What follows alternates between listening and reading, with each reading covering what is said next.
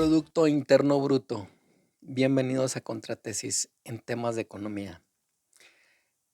Producto Interno Bruto, Producto Interior Bruto, PIB, Producto Bruto Interior, etcétera.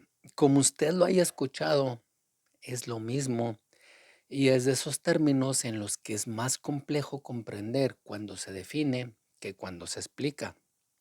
Y veamos, ¿cómo se define entonces?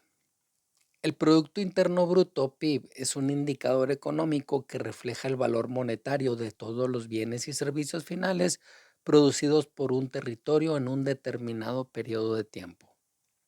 ¿Ven? Por eso no nos gusta la economía, porque todo lo ponemos complejo.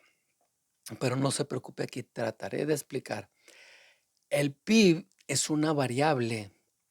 Mire, antes que nada, cuando en economía se le llama variable a un término, es solo para determinar que es un parámetro dinámico medible, es decir, se mueve constantemente.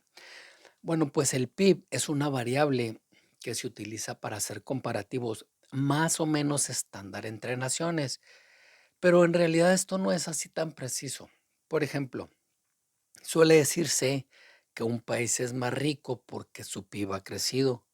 Pues esto en realidad es falso. Solo que el mundo económico, necesita comparativos estándar y ese es uno de los más visibles estándares en comparación, pero no corresponde nada o corresponde muy poco con la riqueza o pobreza real. Del mismo modo, suelen hacerse comparativos de inversión. Por ejemplo, un país invierte el X% de su PIB en educación o en salud o en asistencia. Situación que nos pone en el mismo contexto. ¿El X% de cuál PIB es suficiente? O sea, cuando te mueven la base del por ciento no nos dice nada. Mire, me explico. El 1% de 1,000,000,000 es muy diferente al 1% de $100. La base porcentual siempre es dinámica. Por ejemplo, México invierte el 12% de su PIB en educación. Ojalá. Es una cantidad muy inferior si dijéramos que China invierte solo el 1,5% de su PIB en educación, porque entonces podríamos decir que México invierte más que China porque es el 12% de su PIB y China el 1,5% de su PIB. Son diferentes. Ok, solo estoy poniendo números arbitrarios, para el ejemplo, pero vamos al tema. Hay que tomar en cuenta que la variable PIB contempla tres cosas. Una, sumatoria de valor agregado. Dos, periodo de tiempo. Y tres, área geográfica. Vamos por partes. Sumatoria de valor agregado. Focalicemos un producto sencillo, o sea, un cable para cargar un celular. Y pongamos que solo tiene tres elementos: cobre, polímero, o sea, plástico, y tecnología. Tres elementos que representan tres tipos de actividades: minería, petroquímica y desarrollo tecnológico. El cable, antes de ser un cable para cargar un celular, solo era cobre, y ese cobre se le fueron agregando elementos y tecnología. Luego ese cobre se convirtió en un cable desnudo, luego se le cubrió con un aislante, luego se le aplicó conocimiento para eficientarlo, etcétera. Pues cada una de estas etapas se le conoce como valor agregado y nos da como resultado un producto final, de tal suerte que la medición del PIB solo toma en cuenta los productos finales.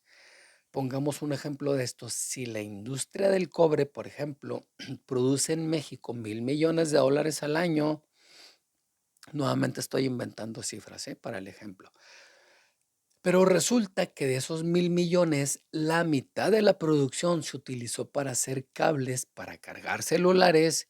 Pues en la contabilidad del PIB no se toman en cuenta los 1,000,000,000 del valor total de la industria del cobre, sino que solo 500,000,000, porque los otros 500 se fueron a hacer parte de un producto final, que son los cargadores. Si se tomasen en cuenta las cifras antes de hacer productos finales, se estarían multiplicando los valores reales. A ver, o sea, Si la industria del cobre produce 1,000 millones y la industria de los cargadores otros 1,000 millones y los que lo venden otros 1,000 millones, nos darían una cifra multiplicadamente irreal de 3,000 millones, cuando en realidad solo son 1,500 millones, porque son los productos finales. ¿Y cómo definimos producto final? Cuando llega al consumidor final para hacer uso y disfrute del bien o servicio. Ok, segunda condicionante, periodo de tiempo. Cuando hablamos del PIB, siempre tiene que existir un periodo determinado. Aumentó el PIB el mes pasado, el PIB cerró el año 2022 en tal cantidad, el PIB del sexenio pasado, etcétera. Siempre es un periodo de tiempo y se debe determinar en periodos de tiempo porque no es acumulativo para hacer parámetros referenciales. Y casi siempre los periodos son anuales o son los más utilizados para las mediciones macroeconómicas. Tercer y último condicionante, área geográfica. Todo lo que se produce en productos finales dentro de un territorio es contabilizado en el PIB. Es decir, todo lo que se produce en territorio mexicano es contabilizado en el PIB de México, pero aquí existe un elemento a observar. Las empresas transnacionales que solo vienen a armar sus productos en nuestro país también se suman al Producto Interno Bruto, cuando en realidad ni son para el país y ni aportan valor agregado al país. Y estos solo se benefician de una mano de obra barata. Sin embargo, su producción sí se suma al PIB. ¿Por qué? No se sabe por qué.